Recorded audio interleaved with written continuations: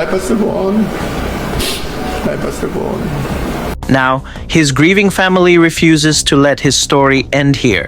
They have reached out to former COMELEC commissioner and online firebrand attorney, Rowena Guanzon, who has publicly vowed to help them.